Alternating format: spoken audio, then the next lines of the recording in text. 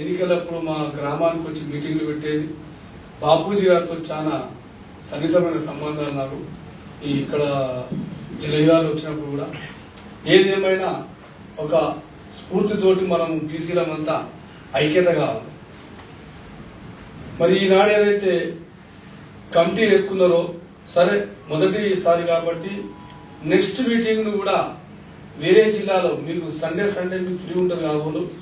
ప్రతి సండే ఒక జిల్లాలో 10 జిల్లాలు అంటే ఇట్లాంటి పోవచ్చు. తెలంగాణ జిల్లాలో 200 కిలోమీటర్లు అంటే 2 గంటల జర్నీ, 2.5 గంటల జర్నీ. ప్రతి వారము దీన్ని అన్ని జిల్లాల సభ ద్వారానే పోవాలి. జనంలో పోవాలంటే చర్చ ద్వారా పోవాలి. మనోళ్ళు ఉన్నారు నేనేమంటున్నానంటే ఆర్కిస్తే మీటింగ్ పెట్టిండు. 3 కోట్ల మంది తెలంగాణలో ఉంటే 30,000 మంది వచ్చినాకనే మనం ఏమనుకున్నామంటే నేనే మోనార్క్ అనుకుంటాను. అట్లాంటి ఆర్కృష్ణయ్యలు ఇంకా ఎంతో మంది పుట్టుకొచ్చి ఇలాంటి ఎన్నో సంస్థల ద్వారా అయితేనే ఆ 3 కోట్ల మంది చేరుకుంటాం. మనమే గొప్ప కాదు, ఇంకా ఎంతో మంది ఎక్కడ చేసినా మనం అలా సహకరించాలి. అట్లయితేనే ఆ 3 కోట్ల మందికి రీచ్ అవుతాము. ఏదైతే 5% రూల్ చేస్తున్నారో వాళ్ళను ఎన్నికల ద్వారా అధిగమించగలుగుతాం. మెసేజ్ పోవాలి, సబ్జెక్ట్ పోవాలి. మన ఓట్లతోటే వాళ్ళు ఎన్నికలలో ముఖ్యమంత్రులు అవుతారు, మంత్రులు అవుతారు.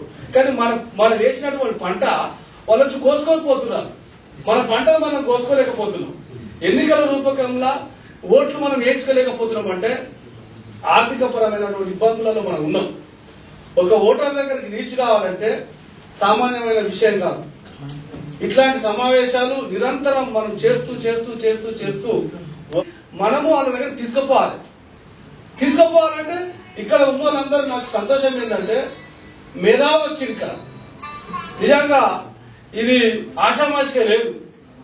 ఏదో మీరు డబ్బుల కోసమో, మీకు ఏదో ఉద్యోగాలు లేకనో, మీకు ఏదో పదవులు లేకుండా రాలేదు. ఖచ్చితమైన ఒక ఏం ద్వారా వచ్చింది. అంతా ఒక కసి ఉన్నది మీ దగ్గర, నిస్వార్థమైన భావాలు ఉన్నాయి మీ దగ్గర.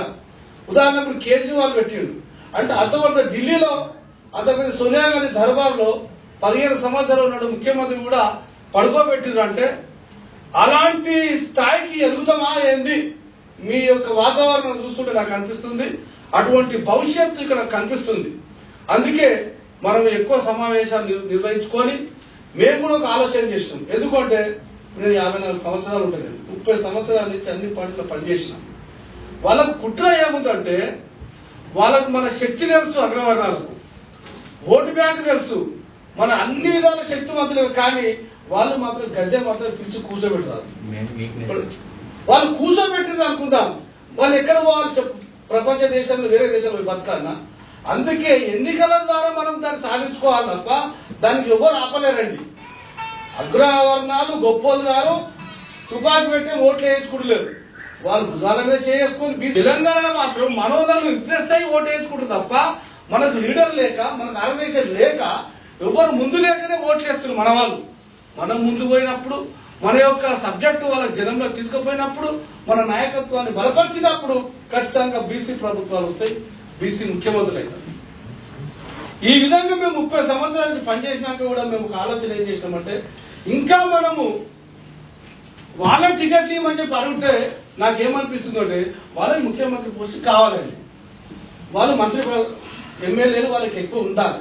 ఎమ్మెల్యేలు వాళ్ళు ఎక్కువ ఉంటేనే ముఖ్యమంత్రి అవుతారు అగ్రవర్ణాలు. మనకు ఎక్కువ టికెట్లు ఇచ్చి వాళ్ళ యొక్క దర్బార్లా మనకు అవకాశం ఇస్తారని మీరు అనుకుంటారా? మీరు మేధావు, దయచేసి మీరంతా మేధావులే. ఆయన ముఖ్యమంత్రి కావాలనుకోని ఆయన ఎక్కువ ఎమ్మెల్యే టికెట్లు ఇవ్వాలనుకున్నప్పుడు మనకి ఎక్కువ ఎమ్మెల్యే టికెట్లు ఇచ్చి మనని గెలిపిస్తే మనకు ముఖ్యమంత్రి చేస్తారు ఆయన అతను. మీరు ఇక్కడ ఆలోచించండి. మేము దీనికి ప్రత్యామ్నాయంగా ఏం ఆలోచిస్తున్నామంటే ఇలాంటి ఉద్యమాలతో చేయండి. మా వర్షన్ ఏంటంటే మనం పార్టీ పెడతాం. మీలాంటి వాళ్ళందరితో నేను ఏం మనవి చేస్తున్నట్టే నాకు 54 సంవత్సరాలు ఉన్నాయి. నా తోటోళ్ళు ఇప్పుడు ముఖ్యమంత్రి కిరణ్ కుమార్ రెడ్డి, మేమందరం ఇక్కడ ఉన్నాడు ఎంపీలు ఎమ్మెల్యేలు దాదాపు 50 మంది ఫ్రెండ్స్. వాళ్ళందరూ ఒక స్థాయికి ఏదో వచ్చిండ్రు. నా ఆలోచన ఏముందంటే మనం ఒక రాజకీయ పార్టీ ఎందుకు స్థాపించకూడదు? అది మీరు క్వశ్చన్ చేస్తున్నా, మీరు ఆలోచించుకోండి. ఇది సాధ్యం. నేనేమంటున్నాడు సాధ్యం అంటే అసాధ్యాన్ని సాధ్యం చేసేందుకు కొంతమంది భూమి మీద పుడతారు. అది మీ అందరికీ తెలుసు, మీకు చెప్పాల్సిన అవసరం లేదు. అసాధ్యాలను సాధ్యం చేయడానికే కొంతమంది భూమి మీద పుడతారు. నేను ఒక మామూలు వ్యక్తినండి. కాంగ్రెస్ పార్టీ కార్యకర్తలు రాష్ట్ర స్థాయిలో. నేను అనుకోకుండా ఈ వరంగల్ జిల్లా ఈ కిలాసాపురం కోటకాడికి పోయినా అప్పుడు డీజీపీ పేరవారం రాముకు సన్మానం అవుతుంది. అక్కడ ఇట్లా కోటకాడికి ఎంటర్ అవుతున్నా రోమాలని ఇట్లా లేచిలో పడుతుంది. ఎందుక ఈ ప్రాంతం ఏంది, ఈ విధంగా ఎందుకు జరుగుతున్నట్టు సర్దార్ సర్వాయి పాపన్న కోట ఇది, అదే ఆయన కోట. ఈయన ఛత్రపతి శివాజీ సమకాలికుడు. ఛత్రపతి శివాజీ అంటే దేశం మొత్తం వెనుక ఒక అల్లూరి సీతారామరాజు మన్యంలా అండర్ గ్రౌండ్ లో పోరాటం చేసిన గురించి తెలుసు. సర్దార్ సర్వాయి పాపన్న 25 సంవత్సరాలు రూల్ చేసినట్టు మీరు, గోల్కొండ జయించినట్టు మీరు. ఇంత అన్యాయం జరుగుతుంది అంటే జరిగిందండి. అగ్రవర్ణాలు వాళ్ళు బ్రాహ్మణిజం ఉన్న వాళ్ళు ఇలా చరిత్ర ఎక్కడో రాయలేదు. మరి ఎక్కడ రాశారంటే లండన్ ఆల్బర్ట్ మ్యూజియం లో. అంటే పోర్చుగీసు అటువంటి డచ్ దేశస్తులతోటి అక్కడ ఈయన ఒక హీరోగా చిత్రీకరించి ఒక బ్రిటిష్ వాళ్ళు పోతూ పోతూ ఇక్కడ ఉన్నటువంటి 600 సంవత్సరాల చరిత్రను మీలాంటి ప్రొఫెసర్ తోటి ఒక 600 మంది ప్రొఫెసర్ తోటి అధ్యయనం చేయిస్తే Sardar Sarvai Paappan is the monarch legend అని చెప్పేసి ఆయన మైనర్ లీడర్లు లండన్ ఆల్బర్ట్ మ్యూజియం లో పెడితే మన ఇండియన్స్ మాత్రము ఎక్కడ కూడా పాఠ్య పుస్తకంలో ఆయన చరిత్ర తీసుకురాలి. కారణం నేను చెప్తా.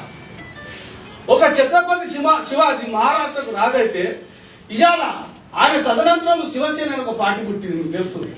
అంటే ఎందుకు రానియలేదు చరిత్ర? ఈ సర్దార్ సర్వాయి పాపన్ ఒక దళితుడు, ఒక బీసీ వర్గానికి చెందిన ఆయన. ఈయన తదనంతరం వీళ్ళందరూ ఒక ఉత్ప్రేరకరం లాగా ఆయన జాతికి సంబంధించిన బీసీలందరూ రాజకీయాల కోసం ఫైట్ చేస్తారని చెప్పేసి చరిత్ర తెలియకుండా చేశారు. రాలేదు. ఈ చరిత్రను మరుగున పడేసిన సంగతి అదే క్షణంలో అప్పుడే 2003లో చెప్తున్న సంఘటన అండి. 2003లో ఒకటే సెకండ్ నాకు తెలిసింది, ఈయన సినిమా తీస్తా అన్నా. అంటే నేను యాక్టర్ కాదండి, నేను ప్రొడ్యూసర్ కాదండి, నేను కాంగ్రెస్ కార్యకర్తనండి, నా డబ్బు లేదండి. అయినా ఇటువంటి సబ్జెక్టు కోసం 30 సంవత్సరాల నుంచి పరితరిస్తున్నాను నేను. ఎట్లయితే ఈ అగ్రవర్ణాలను కొట్టాలంటే ఒక సబ్జెక్ట్ కావాలి, ఒక ఇష్యూ కావాలి. భారతదేశంలో ఒక ఇష్యూ తోటే మహాత్మా గాంధీ ఆ బ్రిటిషర్లను పాల్గొలేదు.